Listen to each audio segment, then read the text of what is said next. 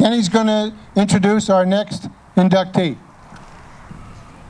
Don't get too close to that. Hey, I've been lucky enough to present Terry Callahan into the 2020 Hall of Fame. Congratulations to the 6 ball players and Tina, as well as the 2 umpires, Mike Miklas and Bill Swanson. Those of you that want to complain, bitch at an umpire, now's the time to do it, because Miklas won't throw you out, but Swanee might. Terry started his baseball career in the Woodland Hills Little League. At the age of 11, he threw his first no-hitter. He went to Westlake High School, then 2 years at Valley Junior College. This led to a 2-year career at Sac State, where he played with current SMSBL players Derek Rebensdorf and Bob Crump. This Sac State team was one of 2 teams in Sac State history to make it to the College World Series. While coaching freshman and JV baseball for 4 years at Oak Ridge High School, where his son Trevor played, Terry got the bug to play competitive baseball again. Terry joined SMSBL in 2010 as a player for the Giants, who were managed by the infamous Hall of Famer Javier Campos. The boos are fine. Unlike myself, who had a tryout with Javier that was a 10-minute bullpen session and was later told I didn't throw hard enough, Terry ponied up the money, gave Javier enough money to make the team on his first tryout. Terry has won over 8 World Series rings with the Giants, Royals, and Braves, as well as numerous SMSBL championships with the Giants and Buzzards. In his 10-year MSBL career, he has over 125 wins as a pitcher, and he has the 2nd worst OCD behind Hall of Famer from the Royals, JT. Bruce Anderson. Wouldn't want to share a room with both of them at the same time. Terry helped rework the mound on field 2 along with 5 umpires, and he reworked the mound on this field by himself about 5 to 6 weeks ago. His OCD definitely helped make these mounds set up correctly.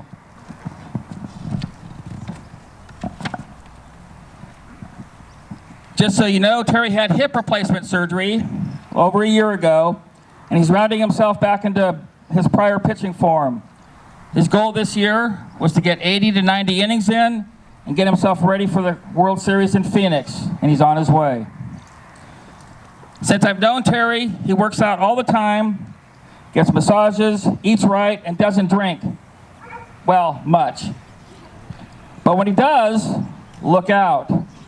I'll let him tell you about the story in Florida about 8 years ago. Terry's a good friend, confidant, and teammate. This is a well-deserved honor, as I'd like to introduce you to Terry Hanging Zeros Callahan. Oops, I made a mistake. This is Terry 30 years ago at 240 pounds. I'd like to introduce the current Terry Callahan. Kim, I don't know why you stayed with him when he was 240 pounds. The hair. It was the hair. Thank you,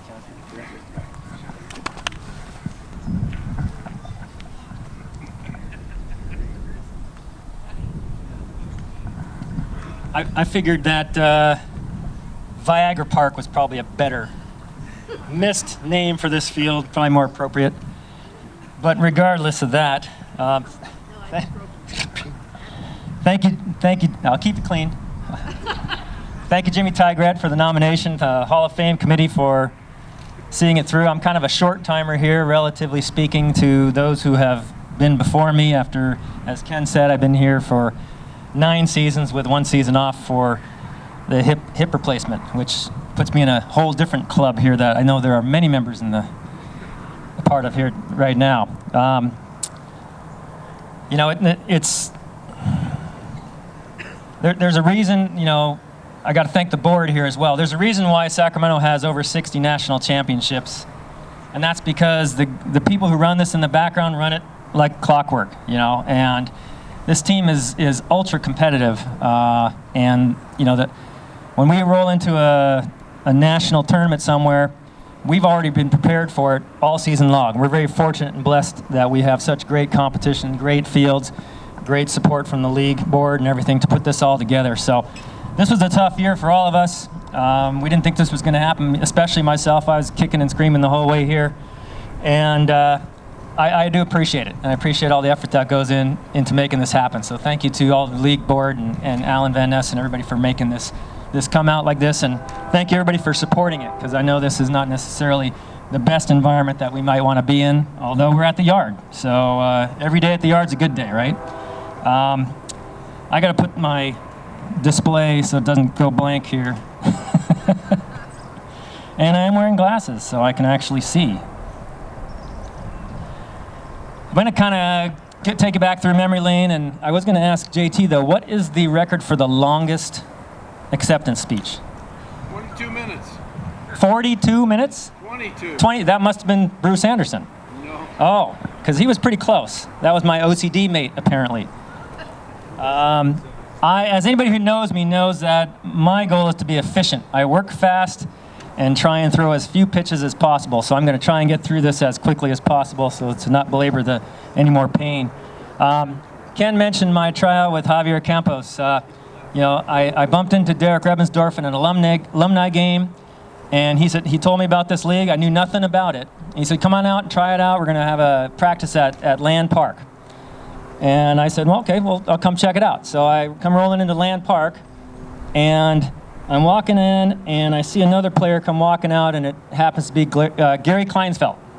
Gary Kleinfeld, people, a familiar name here. The most interesting thing about that was Gary Kleinfeld and myself and his kids and his wife and his family and all of my family and another family had been camping together for 10 years in a row prior to that practice. And never once did we mention that we each played baseball, much less played baseball in college, much less him playing baseball in this night league. And so when we bumped into each other again, it was a little bit of a different reunion. Gary and I played for, I think it was 4 or 5 years before he moved on to focusing on staying healthy and not being so beaten up after every game. You know, the very first game that I played in, my kids can attest to this, Trevor, my son, can attest to this, was against the Cardinals, okay? And Rocky Lang was pitching, okay? And everybody knows how hard Rocky throws, how the heat that he brings. And so my son comes up to me between innings and he goes, seriously, Dad, this is the league you're playing in? And there's more to this, so don't take that personally, Rocky, but his next comment was, who are all these old people in the stands?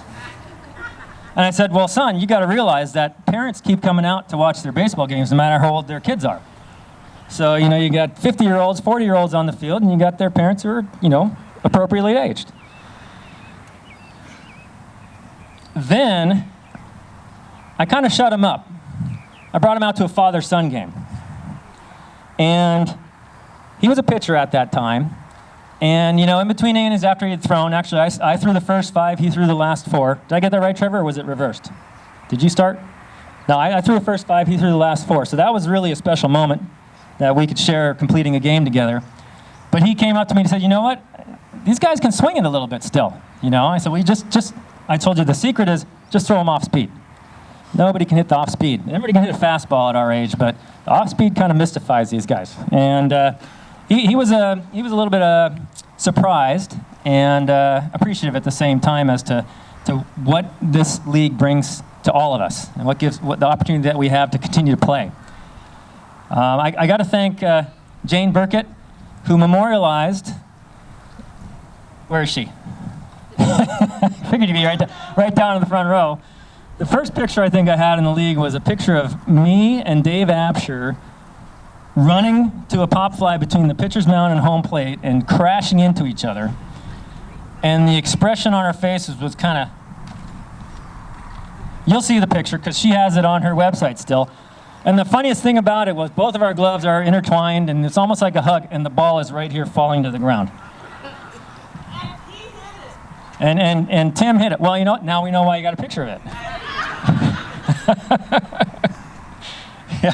So, and anybody who plays in this league knows that if you see it pop up in your picture, you go catch it, no matter where it is in the infield, because nobody else is going to try.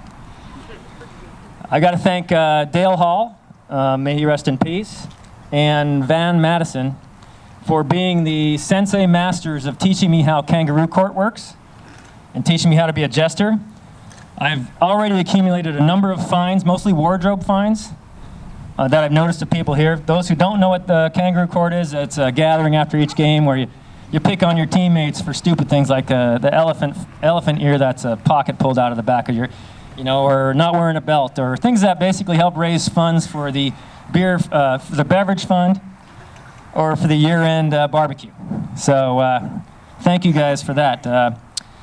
For JT, Jane will remember this as well. One of the father-son tournaments that I played in, I was fortunate enough to hang a pitch straight over the middle of the plate, and I had a college coach who told me how to fix this, but I hung a pitch straight over the middle of the plate, and I had a line drive hit off my cheek. $2,800 later, and eight flattened teeth, and nerve damage and broken cheekbone.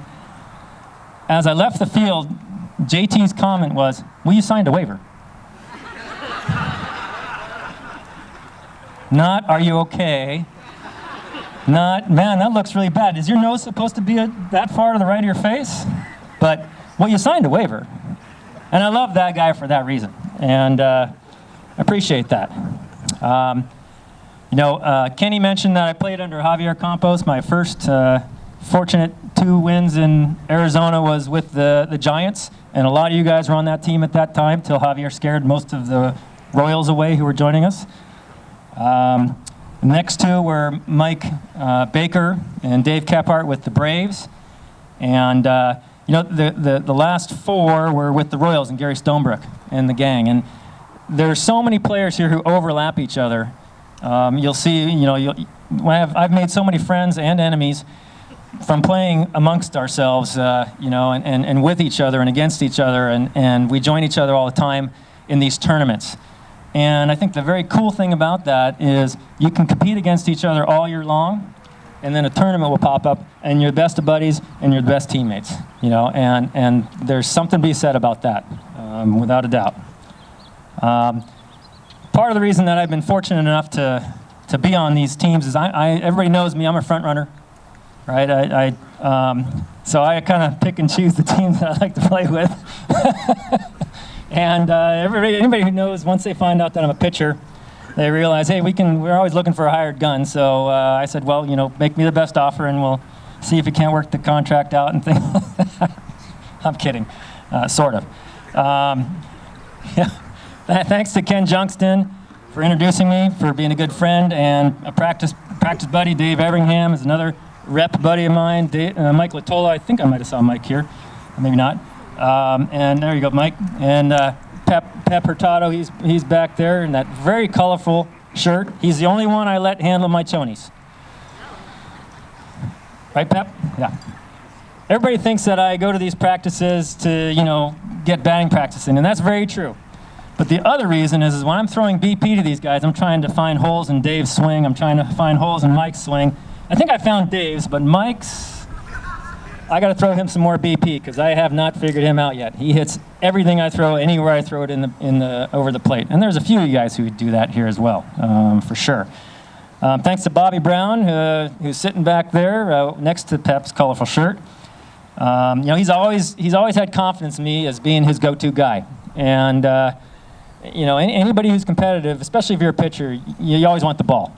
And Bobby's always expecting me to want the ball before anybody else does, and he doesn't even challenge it. So I appreciate that confidence and support that he has in my ability to try and step up for these teams. One thing, though, a common theme amongst all these people I've named, every single person that I've named prior to this is a Hall of Famer. You check tape on that. Every single person that I've named is a Hall of Famer or is soon to be a Hall of Famer. And the soon to be is a pretty short list. To my mom, she's always been my #1 fan. Thank you, Mom. My dad, he was very fortunate enough before he passed on to join me with the Braves. Braves welcomed him in Arizona. Got to see me pitch, once again, 30 years, 35 years after, college was over. So it was a very special time for him, and I appreciate that and remember that all the time and to this date. To my daughter, Kathleen, right there. Wave your hand, Kathleen. Come on. Higher. Higher. High. There you go. That a girl. She's always been my spiritual advisor and my motivator. Katie may or may not know this. She wrote me a note, I think it was back in high school. There's no date on it, but back in high school. I keep this note in my bag and I read it privately by myself before every game. And the one passage she wrote is through Christ I can do everything. And I read that before every game. I'm not going to get religious on you, but that she knew exactly what she needed to say to me to get in my mind and get in my heart and just remind myself as to why we're all here. And the effort that we're able to put forth is because of that. To my son, my favorite son, Trevor, raise your hand there. Yes, I only have one son. But he is my favorite. He was the one who encouraged me to pick up the ball again when I was coaching at Oak Ridge. It was so cool when I could get up there and throw a dirty curveball and strike out high schoolers. And my ego was just getting bigger and bigger. But those guys learned how to hit curveballs because of it. They learned how to hit a lot of pitches that they hadn't seen yet. But when they got to their junior and senior years, they were starting to see those pitches on a more regular basis. But he encouraged me to pick up the ball and start playing again. And he's also been my training and conditioning coach through this whole COVID thing. So I appreciate you, Trevor, for that and for many other reasons. To my wife, Kim, raise your hand. If I'm going to be on spot, so are you guys. She just told me, just get out and play. Was that it exactly, or was it, I need you to get the hell out of the house. You're driving me crazy. I need 4 or 5 hours to myself. Can you just please go somewhere else? But I don't know, I'm sure. The way I saw it was hall pass. Well, not to that level. She'd been with me and tolerated me for 35 years. I was a much better looking guy when I had a full head of hair, no mullet. Sorry, Phil. But I didn't rock the mullet, but I had a full stash and I was rocking it back in the day. And I've been blessed to have her as my soulmate. I definitely married way over my pay grade, as it appears a lot of you guys have here. So kudos to all of us who can get that done.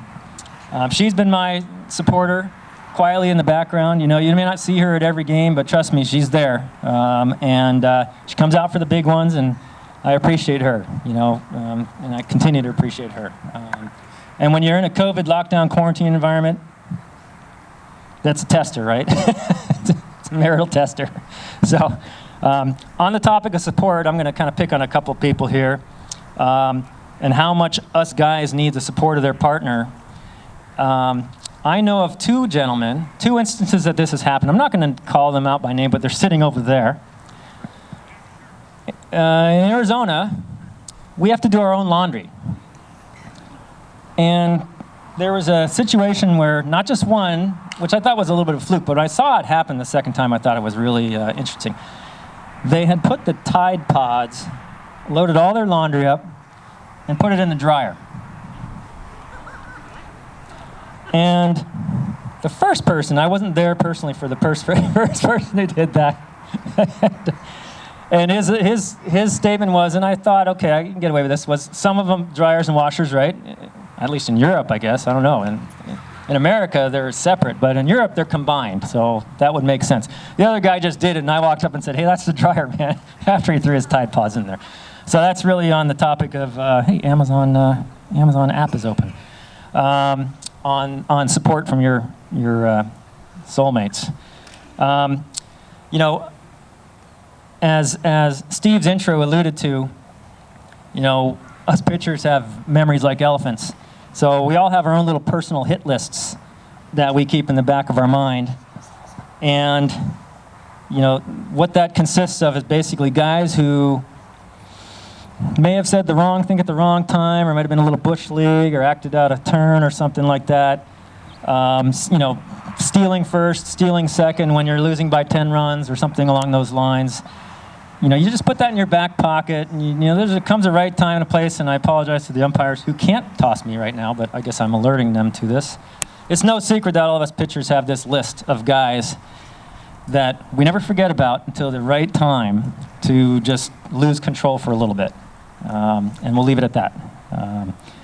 As Ken mentioned, I did have hip replacements, so I was inducted into that club as well. So it's been a little bit more challenging than I anticipated, which is in the OC Devil, in the OCD side of things. Kim said, you need to go focus that energy on something else because you're driving me crazy. And trying to rehab the hip has been a little harder than I thought. I come from a big family. I'm one of 7 kids. And I joined this league, my family just grew exponentially. And I truly appreciate everyone that I've met and continue to meet. And I consider myself to be truly blessed to be a part of this group and to be welcomed in with open arms amongst my peers, especially with this recognition today. So thank you, everybody. I appreciate it. I'll hand the microphone back over to JT. Thanks much. Right here, you might get your picture taken. Toss, grab a disc, it'll go up on the plaque. Oh, You gotta change the tape, Terry. hey, it wasn't that long. Come on. New record! No, because New record! my phone was set to turn the display off at 7 minutes. And that too.